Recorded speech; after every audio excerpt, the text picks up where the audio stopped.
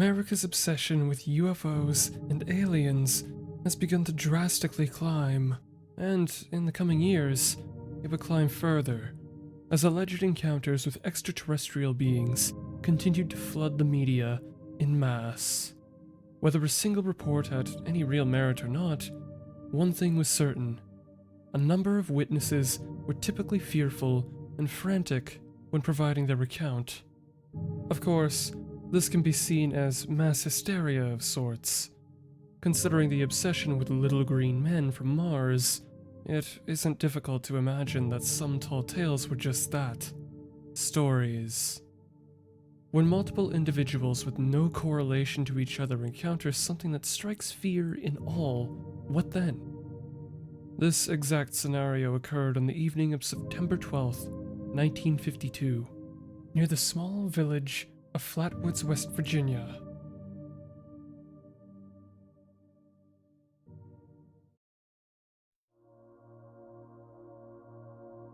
On September 12th, 1952, a group of 4 boys spent their time playing on the lawn of their elementary school. As the sun began setting beneath the obstructed horizon, the children had been removed from their joyous pastime. A bright light, unlike anything they had ever seen before, hurtled through the sky and plummeted into the hillside of a nearby farm. Struck by curiosity, the boys set out in search of this anomaly. On their way to the farm, the May boys stopped at their home and informed their mother of this unbelievable sight. Just as confused as her children, Kathleen May, in the company of her neighbor Eugene Lemon, joined them on their search. Upon arriving on the scene, the sun had tucked away behind the horizon, leaving them shrouded by the night. A pungent mist rolled into the area. The exact origin of the malodorous vapor was not clear. The group moved further up the hillside to escape the vile haze. But upon their ascent, the group slowed and stared up the turf. Between the trees, a red light pulsed from an unidentifiable source at the top of the hill. Lemon shone his light between the foliage, unveiling a troubling sight. A red-faced humanoid figure with a large hood-shaped protrusion around its head. This creature, aside from the aforementioned details, had been described as having small claw-like hands, folds similar to clothing, greenish-orange eyes, and a dark green, or possibly black, body. According to the reports, the creature let out a hiss and quickly glided towards the investigating party. They promptly fled in terror, returning to their homes, and soon after alerting authorities. Over the following days, a few of the witnesses experienced throat irritation, nausea, and vomiting. These symptoms were attributed to hysteria, anxiety, and the fear evoked by the situation.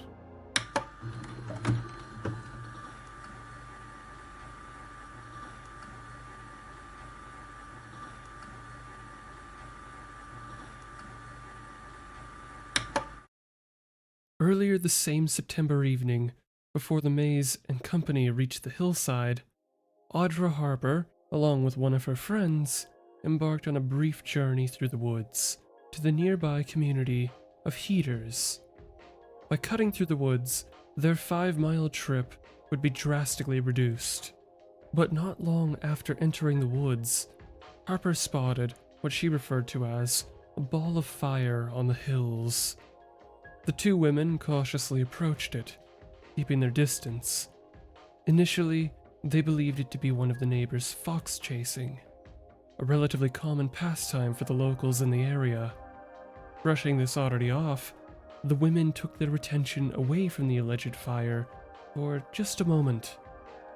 Looking back at the same hill which appeared to be on fire, it was now extinguished, and standing where this flame burned, a humanoid figure of imposing stature. The women tucked behind some terrain, taking a few cursory looks before fleeing in terror. The local sheriff and a deputy arrived and spent an undisclosed amount of time searching the area for any sign of this supposed monster. They found and smelled nothing that would indicate anything out of the ordinary had been in the area on that night. Allegedly, there had been a third encounter the following day. However, the details provided showed some inconsistencies. Not to mention that the family who reported this incident had done so 3 years after the fact. We will be ignoring this as it adds an unnecessary third party and additional absurd 20th century American fads to the equation, that being reptilian humanoids. Anywho, back on topic. The details provided by the two groups of witnesses sparked widespread attention towards their small village, garnering striking headlines across the country. Religious authorities, journalists, Fortean writers such as Gary Barker and Ivan Sanderson had visited Flatwoods with the intent to investigate the area and interview the locals. There had been so much interest in this event that it caught the attention of Project Blue Book, a top-secret operation orchestrated by a small branch of the US Air Force, which operated between 1947 and 1969. They specialized in investigating UFO reports, aiming to determine whether or not any of these supposed sightings were a threat to national security. With over 12,000 sightings reported to Project Blue Book, approximately 700 cases remain unidentified. Of the cases classed as such, the Flatwoods Monster encounter is among them. However, this does not mean that it was an incident which was impossible for investigators to rationalize. Despite the effort made to sensationalize the story, the investigators working for Project Blue Book hadn't shown any real interest in the encounter, beyond their initial investigation. With the project now dissolved, nobody remains to further examine these reports. The project's closing days brought with it a final evaluation. No UFO reported, investigated, and evaluated by the Air Force has ever given any indication of threat to our national security. As for the scene itself, we do not have much to go off of considering the creature was never seen again. Let's see what we can surmise from what limited information we have. Following the initial police investigation, it was agreed upon that nothing was out of the ordinary.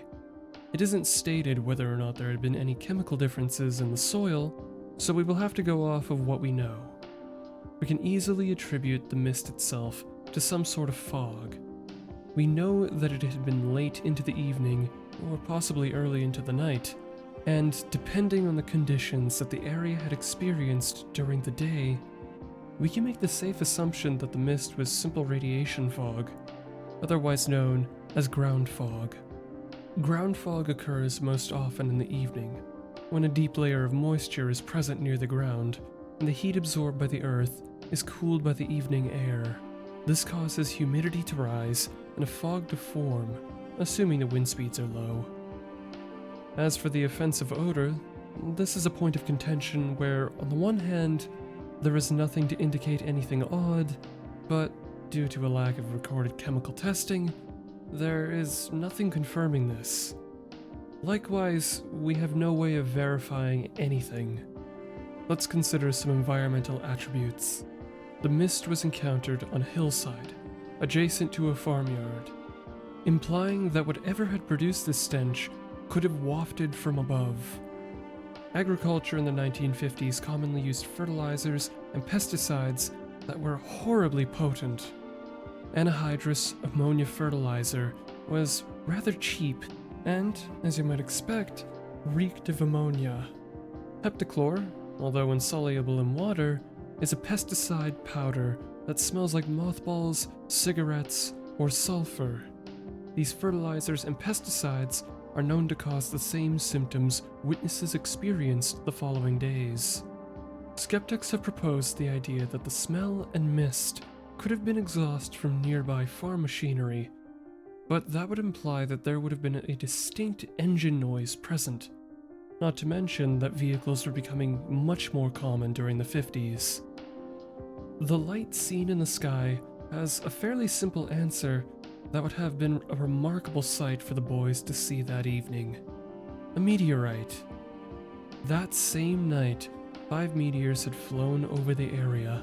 Though this isn't anything special, about 17,000 meteorites enter our atmosphere every year and provide quite the light show. But did it truly land on the hillside? Possibly. During the investigation, the sheriff and deputy located a very small sliver of metallic material. Though it may have originated from the nearby farm, it is possible that it was what remained of the meteorite. Alternatively, it's nothing more than scrap, completely unrelated to what we're talking about. On the flip side, the meteorite passed overhead and disappeared behind the trees, providing the illusion that the light had been situated at the top of the hill. But this is directly conflicting with Miss Harper's report of a fire. However, there were no reported burns on the scene, indicating that whatever light she saw was almost definitely not a fire. There is very little we have to go off of, as the light was short-lived, but it is safe to assume that the likely cause was that of a meteor or a meteorite, meeting its end in our atmosphere. But that hasn't stopped skeptics from providing additional, rational answers. A plane. Something that would make an unmistakable racket. Again, like the exhaust hypothesis, this source would emit such a dissonance that it would be known by everyone in the area that a plane was passing overhead. But like the mist, there is not enough information to make any concrete conclusions. And finally, we reach the monster itself. I won't hold you in any anticipation. The creature that had struck fear into those who saw it on that night was almost definitely an owl. The hiss, the coloring of the eyes, when exposed to light, the short clawed arms, and the shape of the head. There are just too many parallels between the two to rule out the likelihood of an owl. But there are some glaring differences. First and foremost, the spade-shaped cowl. There is no known owl that has a cowl which would match what was described. But if the witnesses are to be believed, the creature's palette had been rather dark, meaning that the shadow of the owl's head may have been mistaken as a cowl. It's not far-fetched, as the angle that the witnesses would have been at would have shone the light and projected a shadow above the figure. Secondly, the size. There is no owl that comes anywhere close to the size of what was described. If anything, it is more likely that the owl had been perched on an object that would have provided the illusion of added height. But again, as there are very few details of the scene available, it is difficult to say for sure. For all we know, the owl in question may have had some sort of abnormalities in its appearance that lent itself to these descriptions. It is unclear what exactly occurred that evening, but what we do know is that America had only just begun to involve UFOs in a vast majority of their media. It provided sensational headlines and brought copious amounts of attention to any publication that included little green men. Perhaps there were ulterior motives at play here. For the past several decades, Flatwoods has been a hotspot for tourism in West Virginia, garnering the community a somewhat healthy source of income. It is entirely possible that the whole event was an overblown encounter with local wildlife, which was later sensationalized as a means of increasing municipal revenue. We will never know for sure.